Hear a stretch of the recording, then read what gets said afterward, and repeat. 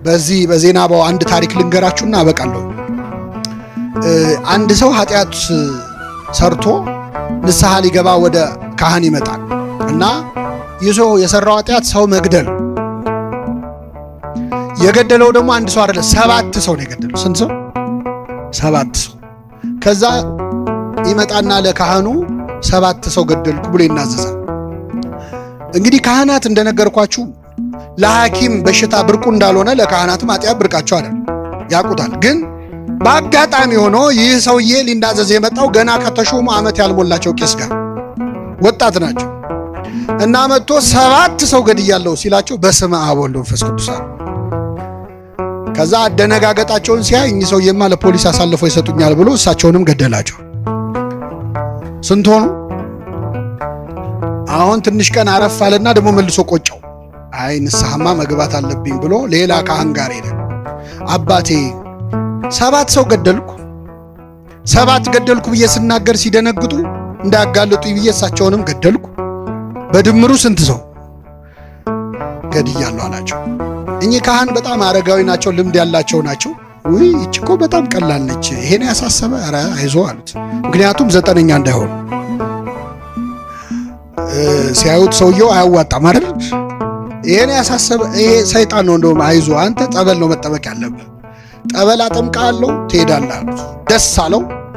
ከዛ ና አሁን ነው እንደውም ማጠምቅ ብለው ይዘውት ወደ ሆነች ዋሻ ወሰዱት።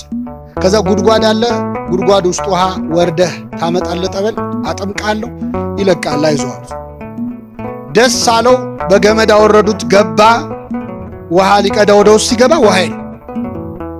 ጉድጓዱ በጣም ረጅም ነው፣ ታች ነው የገባው። ሲፈልግ የለም ውሃ።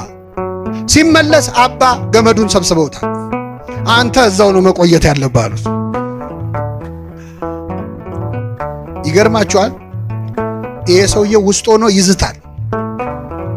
ልውጣ ብቻ እኔ እንደሌሎቹ አንተ መግደል አይደለም ቆራርጣለሁ ይላል። ችግር የለውም። እሳቸው በቀን አንዴ ይመጣሉ። ማታ አንዲት ኮዳ ውሃና አንዲት ዳቦ ይጥሉለታል። ይዝታል፣ ይበላል። በቀን አንዴ ነው የሚበላው። ማታ 12 ሰዓት ነው። ምን እያደረገ ነው የሰውዬ? መልሱልኝ። 7 ቀን ጾመ። ይዝታል፣ ይበላል፣ ይዝታል፣ ይበላል። ከዛ እየቆየ ሲመጣ ዛቻው እየቀነሰ ልመና ሁሉ ጀመረ። ኧረ ተው ያስወጡኝ ግድ የሎትም በቃ ምንም አልነካዎትም ማለት ጀመረ። ከብዙ ቆይታ በኋላ ግን ምን አላቸው? ነገ ሲመጡ መጽሐፍ ቅዱስ ይዘውልኝ ይምጡ፣ እዚህ መቆየቴ ካልቀረ ቁጭ ከምላልና መጽሐፍ ቅዱስ ተሰጠ። ማንበብ ጀመረ። ከዛ ሲመጡ ምን ይላል? ኧረ የኔ ኃጢአት ሰው መግደል ብቻ አይደለም፣ ኧረ የኔ በደል ብዙ ነው እያለ በየቀኑ ብዙ ኃጢአት መናገር ጀመረ። አይዞ እግዚአብሔር ይቅር ይበል ይሉታል፣ ይሄዳሉ። ዓመት ሆነ፣ 2 ዓመት ሆነ። ቆየ ሰው በጣም በቃ ጸሎተኛ ሆነ። ከብዙ ጊዜ በኋላ እኛ አባት ሲመጡ የሰውዬ እዛ ጉድጓድ ውስጥ የለም።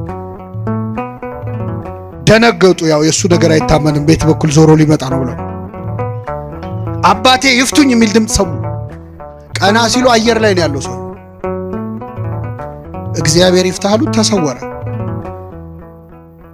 በቅቷል ማለት ከሳቸው በለጠ በቅድስ። አባቶቻችን ጾሙ ጸልዩ የሚሉን ለሰራነው ኃጢአት ሊቀጡን አይደለም፣ ወደ ማን ሊያቀርቡን ነው። እግዚአብሔር የሰማነውን ለንስሐ ያድርግልን። ለጠቅላላ እውቀት አይደለም የተማርነው። ይህንን ድምፅ የሰማችሁ ሰዎች ንስሐ ግቡ፣ ዛሬውኑ ንስሐ ግቡ። የሰማነውን በልቡናችን ያሳድርብን።